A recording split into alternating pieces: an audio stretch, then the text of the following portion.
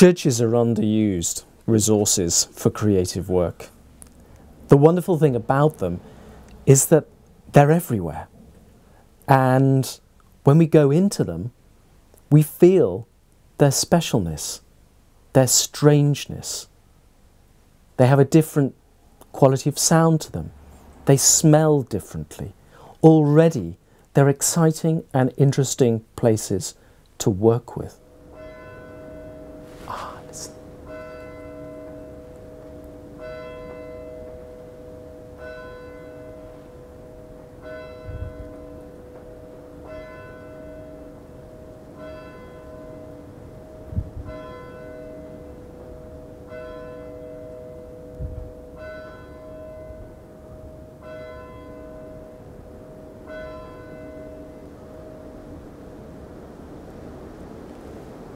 That silence after the bell stopped ringing,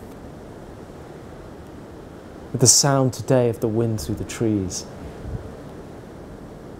it feels so special. And the bells are one of those timeless sounds that people will have heard for generations. And if you combine that with the sound of traffic, with the contemporary sounds, you've got that wonderful link between the timeless and change. It's beautiful. One of the jobs of the writer is to name things, and to name things imaginatively and accurately, so that your reader can share the world that you've been exploring. And one of the ways to do that is to get your words close to things. We have here a leaf that's just vibrating slightly, a beautiful, looks like a beech leaf to me, trapped between the wood and frame and the grill.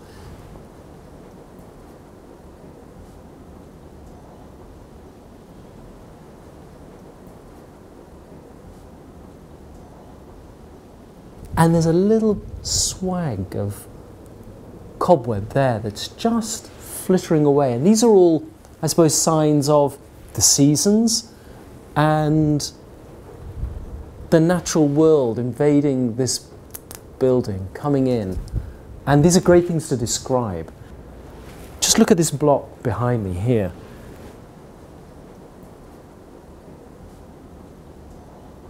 It's changing colour as the rain falls on it.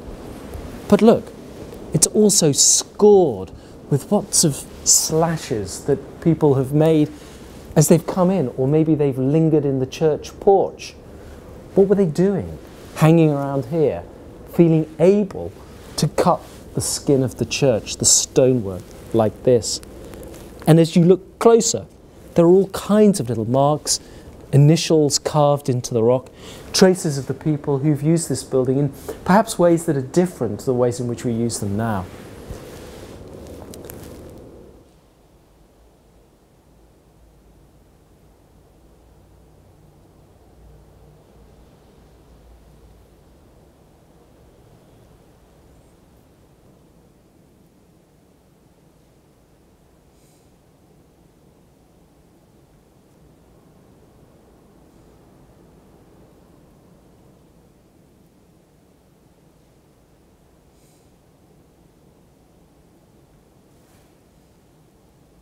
So here I am in St. Michael's, listening and looking about the place.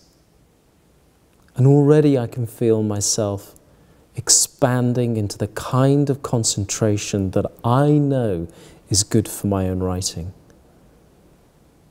I'm listening to the wind as it catches on the sides of the building.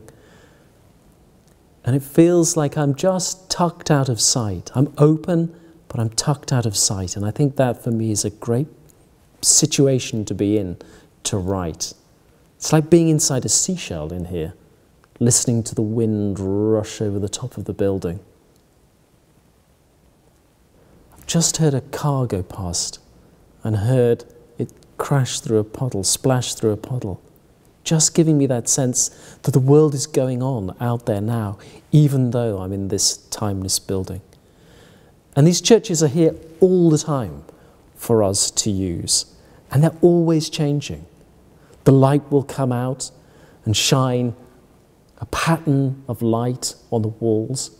And I've stood with children and we've looked at these things and they've been delighted by them, by the simple pleasures of looking and listening and touching and discovering a place that they thought they knew, but they hadn't really got to know until they'd started to write about it.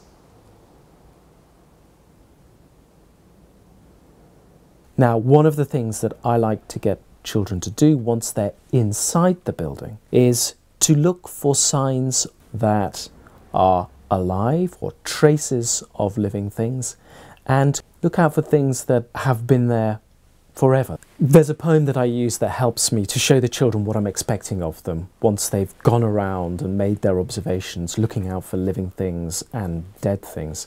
And it's by Basho. And Basho wrote it as part of his longer poem and prose sequence called The Narrow Road to the Deep North. And really it's a travelogue of Basho's trips to a series of shrines where he wrote poems about his experience of going into these buildings, which is very similar to what we've been doing in North Yorkshire, going from church to church, writing in response to what we found in the churches. And his poem goes like this: I am awestruck to hear a cricket singing underneath the dark cavity of an old helmet. Now, Basho was visiting a shrine dedicated to a famous samurai warrior, and there he saw the helmet. But then he noticed the little thing, not the high status thing, not the important thing that says, look at me, but he notices the tiny cricket singing where once the head of the fierce and famous samurai warrior had been. And he puts that into his poem.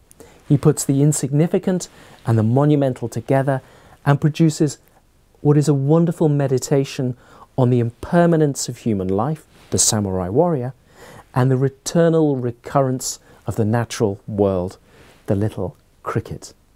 Now, one of the things that is quite tricky, particularly working with Key Stage 3, Key Stage 4 children, is to give them a sense of structure that they can immediately inhabit when they're writing.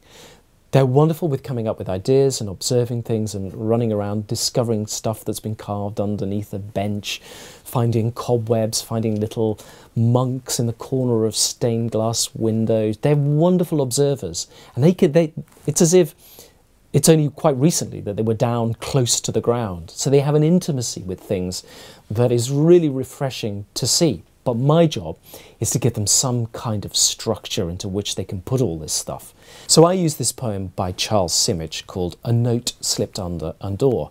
And really it's just a simple series of sentences that begin in different ways. For instance, I saw, whatever you see. I heard, I touched, or I tasted. And by the end of the poem, by the end of their piece of writing, they will have 6 things that they've observed.